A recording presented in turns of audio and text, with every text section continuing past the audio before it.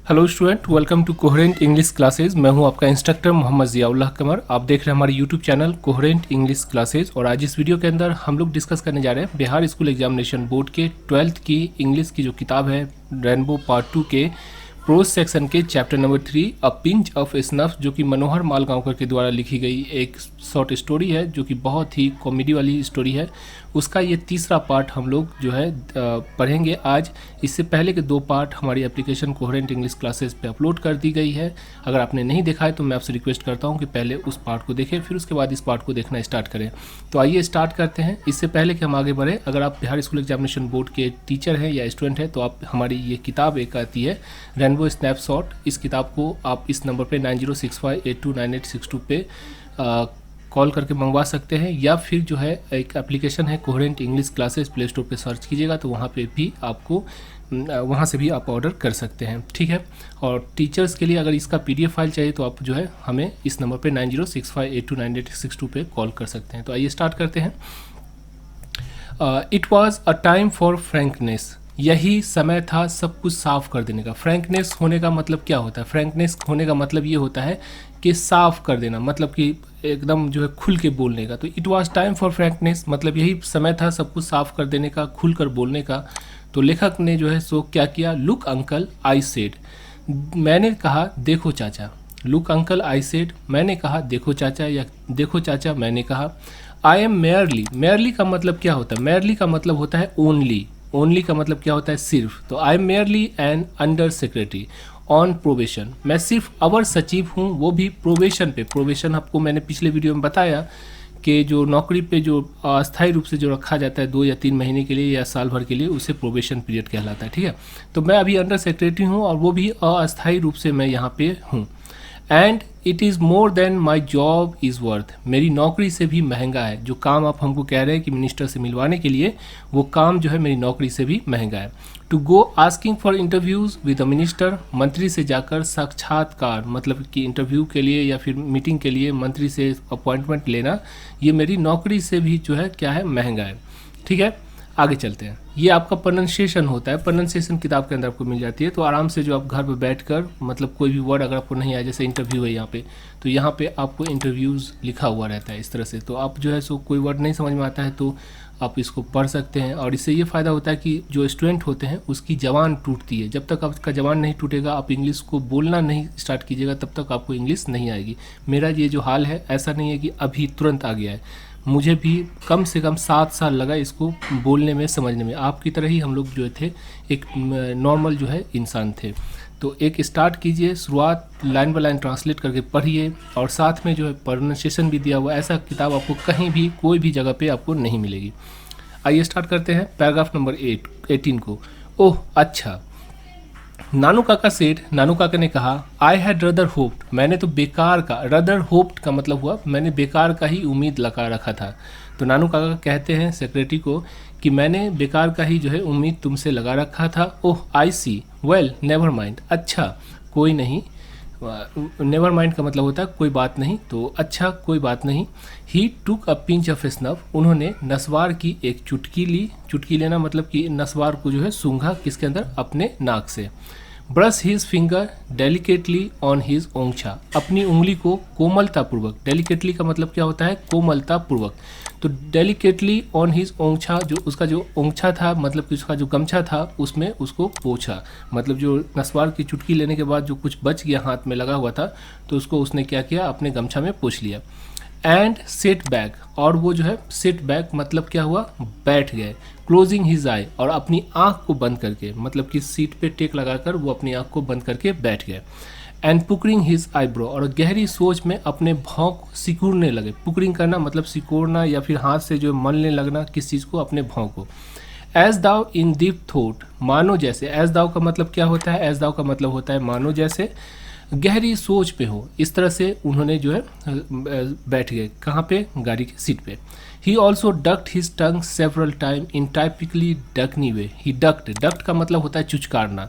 तो he also duct his tongue, यानी अपने जवान से जो चुचकारने लगे। सेवरल टाइम, कई बार जो है चुचकारा, यानी मेरी जो है दया जो है का भाव मुझ पे दर्शाने के लिए किसी को चुचकारते हैं ना, तो उसी तरह उसने जो क्या किया कि अपनी जवान से चुचकारते थे इन टाइपिकली डकनी वे, मतलब कि जो डकनी जो अंदाज है उस अंदाज में वो अपने जवान से चुचकारते थे।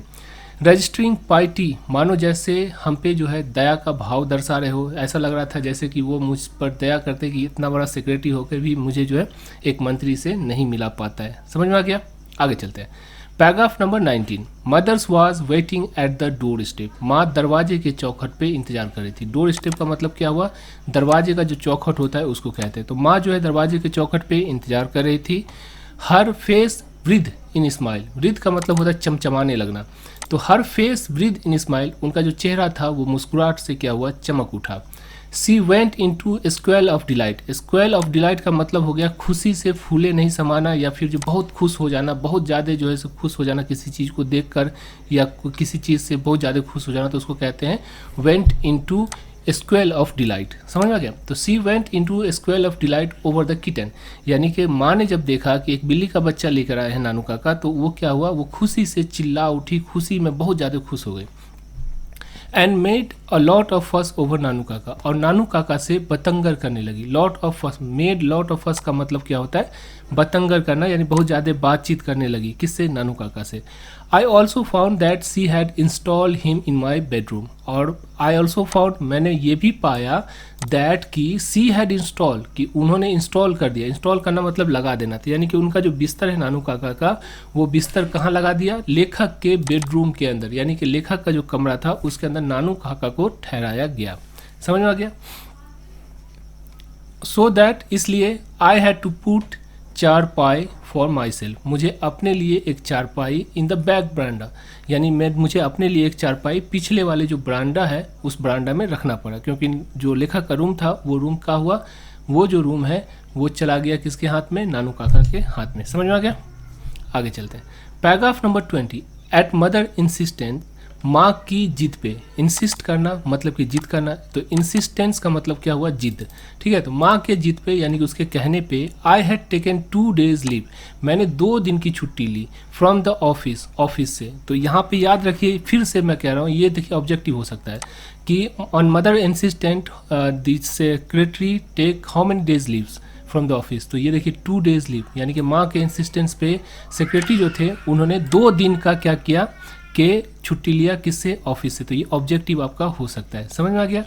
आगे चलते हैं। एंड इन द आफ्टरनून, और दोपहर को, आई ड्रोव नानू काका टू द नॉर्थ ब्लॉक, नानू काका को गाड़ी में बैठाकर मैं नॉर्थ ब्लॉक ले गया, मतलब कि 2 दिन की छुट्टी ली और जो है जो दोपहर का समय था तो उस समय नानू काका को नॉर्थ ब्लॉक में लेकर गया। तो ठीक है, ये भी हो सकता है कि लेखक ने नानू काका को कहाँ से गाड़ी पर बैठा कर कहाँ लेकर गया? तो नॉर्थ ब्लॉक के अंदर लेकर गया। ये भी याद रखिएगा, ये भी ऑब्जेक्टिव बन सकता है। देखिए अभी जो बिहार बोर्ड का आप ऑब्जेक्टिव को देखिएगा, आपको बहुत सारा कोचिंग क्लास कहेगा कुछ नहीं है, आसान है, सिंपल, ऐसा नहीं है। जब तक आप पूरी किताब को नहीं पढ़िएगा तब तक आपको परेशानी होगी। इसीलिए बार बार मैं जो है किताब को पढ़ाने पर जोर देता हूँ, परसिस्ट करता हूँ। इससे बहुत सारी चीज़ होती है, ऑब्जेक्टिव भी आपकी क्लियर हो जाती है। दूसरी चीज़, आपको जो है पूरी कहानी समझ में आती है, और साथ में आपकी जो वर्ड मीनिंग है वो भी इम्प्रूव होती है, और साथ में जो है आपका जो बोलने का जो है जवान जो है टूटता है। तो जब तक नहीं टूटिएगा, देखिए ज़माना बहुत बुरा आने वाला है, और इस ज़माने के अंदर हर जॉब में आपको जो इंग्लिश की ज़रूरत होती है। तो इंग्लिश अगर नहीं आती है आपको तो यू वर्थ नथिंग, आपको कोई भी, आपका कोई भाव ही नहीं होगा, आपका कोई जो है मोल ही नहीं होगा। तो इसीलिए कहता हूँ कि समय को मत बर्बाद कीजिए। आइए किताब लीजिए, 300 रुपये की किताब है, 532 पेज की किताब होती है। सिर्फ हम किताब का पैसा इस महीने तक, मतलब कि मार्च तक, मार्च 2022 तक जो है आपको सिर्फ किताब का पैसा ले रहे हैं। वीडियो पर जो पढ़ाते हैं हम आपको उसका कोई पैसा नहीं लेते हैं, आराम से आपको जो है मिल जाती है वीडियो। लेकिन मार्च 31 के बाद अगर आप लीजिएगा तो फिर जो है आपको इसका पेमेंट करना होता है, और now then that time you have to pay 500 rupees for whole course. And I waited in the car park, और मैं कार पार्किंग में इंतजार करने लगा। यानी कि नानू काका को लेके गया नॉर्थ ब्लॉक में, और नानू काका जो है मिनिस्टर से मिलने गए, और जो लेखक थे वो कहाँ थे? वेट करते रहे, किस चीज़ के अंदर? कार पार्किंग के अंदर। It was 2 hours before he return, mumbling colourful Marathi swear. It was 2 hours before, मतलब कि 2 घंटा के बाद जो है क्या हुआ, ही रिटर्न, वो वापस आए। मम्बलिंग, मम्बलिंग का मतलब होता है मतलब भनभनाते हुए। Mumbling colourful Marathi swear, swear का मतलब होता है गाली, जो अपशब्द होता है उसको कहते हैं। तो वो 2 घंटा के बाद बाहर निकले, और मम्बलिंग मतलब कि भनभनाते हुए क्या चीज़, मराठी जो है रंग बिरंगी जो गाली थी, वो रंग बिरंगी गाली देते हुए जो है वो क्या किए, बाहर निकले। समझ में आ गया। I did not dare ask him, मुझे पूछने की हिम्मत नहीं हुई। व्हाट हैड हैपन, कि क्या हुआ, मतलब जो गुस्से में थे नानू काका, तो इसलिए जो सेक्रेटरी थे उनको पूछने की हिम्मत नहीं हुई कि हुआ क्या। And drove without saying a word, और बिना कुछ बोले ही गाड़ी चलाने लगा। ड्राइव से ड्रॉप बना हुआ है, तो मतलब ड्रॉप करने लगा, मतलब कि मैं गाड़ी चलाने लगा बिना saying any words, without saying any words मतलब बिना कुछ कहे हुए ही cool down in a little while, कुछ देर में वो शांत हो गए। कूल डाउन होना मतलब कि शांत हो जाना, तो वो शांत हो गए कुछ देरों में। दाउ सेड, तब जाके कहा, क्या कहा, paragraph number 21, 2 hours I spent being transfer from one चपरासी टू अनदर, यानी 2 घंटे तक, 2 hours मतलब 2 घंटे तक, I spent being transfer from one चपरासी टू अनदर, मुझे जो है एक चपरासी से ट्रांसफ़र करके दूसरे चपरासी, या दूसरे चपरासी से फिर पहले चपरासी, यानी यही इसी में जो है मेरा 2 घंटा चला गया। टैम्परिंग थ्रू द कॉरिडोर्स, और एक कॉरिडोर से मतलब एक गलियारे से दूसरे गलियारे, दूसरे गलियारे से तीसरे गलियारे में घूमते घूमते क्या हुआ, 2 घंटा बिता दिया। नानू काका कहते हैं किसको, सेक्रेटरी को। एंड इन द एंड, और अंत में, मतलब कि देखिए हंसी की बात है, पहले वो दया का भाव दिखा रहे थे किसको, लेखक को, कि तुमको जो है एक जो है सो मंत्री से, जो क्या कहते हैं कि आप मंत्री से तुम्हारा जो है सो एक अपॉइंटमेंट में नहीं लिया जा सकता है। जब नानू काका गए तो उनको क्या किया गया, 2 घंटा तक एक चपरासी से दूसरे चपरासी, और दूसरे चपरासी से पहले चपरासी, और एक गलियारे से दूसरे गलियारे तक दौड़ा दिया गया। और उसके बाद क्या हुआ, एंड इन द एंड, और अंत में succeed in getting deputy secretary, और उपयुक्त सचिव से मिलने में सफल हुआ। मतलब कौन, नानू काका मंत्री से नहीं मिल पाए, जो उपयुक्त सचिव थे उनसे मिलने में सफल हुआ। To give me an appointment 3 days from now, समय दिया है कितना दिन का, 3 दिन का, आज से 3 दिन बाद का जो है समय दिया है। कौन कह रहा था, नानू काका कह रहे थे किसको, लेखक को। शेमफुल, शेमफुल, शर्म की बात है, शर्म की बात है। And there was another series of Marathi expletive, और मराठी गालियों का, देखिए वहाँ पर स्वेर था और यहाँ पे क्या हो गया, एक्सप्लेटिव्स। तो एक्सप्लेटिव्स का मतलब भी गाली होता है, अपशब्द होता है, बुरा जो शब्द होता है उसको। तो फिर कहते हैं शेमफुल, शेमफुल करने के बाद क्या कहें, there was another series of Marathi expletive, मतलब कि मराठी गालियों का दूसरा दौर चल पड़ा, मतलब फिर से गलियाने लगे। कौन, नानू काका, किसको, जो सेक्रेटरी थे उसको। In the linguistic emergency, Nanu Kaka turn to his mother tongue. In the linguistic emergency यानी भाषीय आपातकाल में, जैसे आप किसी को गलियाते हैं तो इंग्लिश अगर हमको आती है फिर भी हम जो गाली देंगे तो वो हिंदी में देंगे, क्योंकि झगड़ा जो होता है वो हमेशा जो अपने मदर टंग में होता है, इंग्लिश में नहीं हो पाता है। तो वही कहते हैं लेखक कि जब भाषा की आपातकाल आ जाती है, मतलब भाषा का वर्ड नहीं मिलता है, तो नानू काका क्या करते हैं, वो जो है क्या करते हैं, turn to his mother tongue, अपनी जो मातृभाषा है उस पे जो है टर्न हो जाते हैं। मतलब कि किसी को गाली देना हो, किसी से झगड़ा करना हो, किसी से बकैती करना हो, तो वो क्या करते हैं, अपनी जो मदर टंग है, अपनी जो मातृभाषा है मराठी, उस पे जो है टर्न हो जाते हैं, मतलब वो उसमें आ जाते हैं। समझ में आ गया।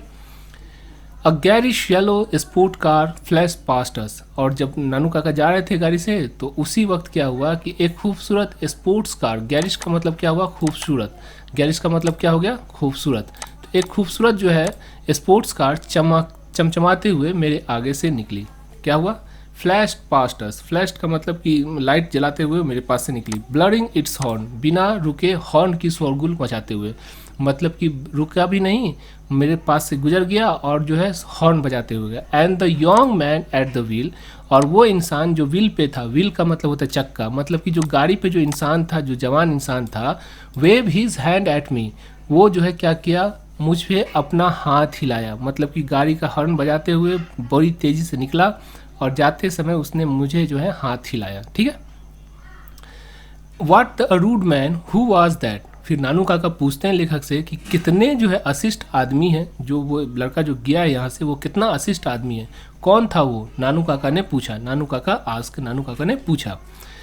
तो इस तरह से आपका जो है तीसरा पार्ट का समापन हुआ। अब हम लोग इसके वर्ड मीनिंग को भी हम लोग देख लेते हैं। इससे पहले कि अगर आप बिहार स्कूल एग्जामिनेशन बोर्ड के टीचर हैं तो आपके लिए बहुत ही खुशखबरी की चीज़ है कि ये जो आपको पढ़ाते हैं हम लोग कंटेंट, उस कंटेंट को अगर आप प्रिंट करवाना चाहते हैं तो आप अपनी कोचिंग के नाम से भी प्रिंट कर सकते हैं, जहाँ पे आपको ये पूरे चैप्टर का ट्रांसलेशन मिल जाता है, ऑब्जेक्टिव मिल जाता है, वर्ड मीनिंग मिल जाता है।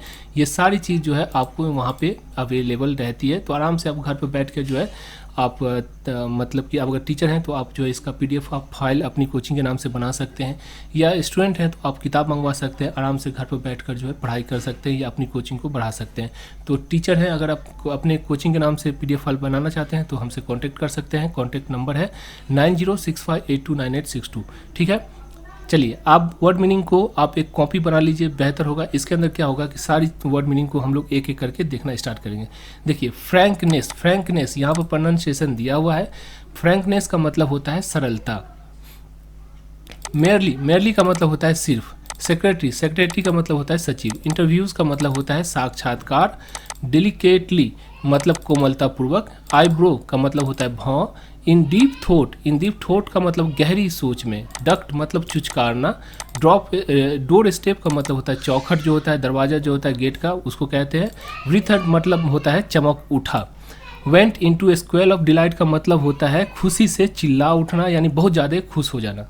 फर्स्ट का मतलब होता है बतंगर। इंसिस्टेंस का मतलब होता है जिद। मम्बलिंग का मतलब होता है बड़बड़ाते हुए किसी चीज़ को। कूल डाउन का मतलब होता है शांत हो गए। और कॉरिडोर का मतलब क्या होता है, बरामदा। समझ में आ गया। एक्सप्लेटिव का मतलब होता है गाली या अपशब्द जो होता है उसको कहते हैं। लिंग्विस्टिक का मतलब होता है भाषीय। गैरिश का मतलब होता है खूबसूरत। तो इस तरह से हमारा तीसरा पार्ट का समापन हुआ। अगले पार्ट में हम लोग जो पैराग्राफ नंबर 24 से इसको डिस्कस करना स्टार्ट करेंगे। आशा करता हूँ ये वीडियो आपको अच्छी लगी होगी। Thank you so much for watching coherent English classes.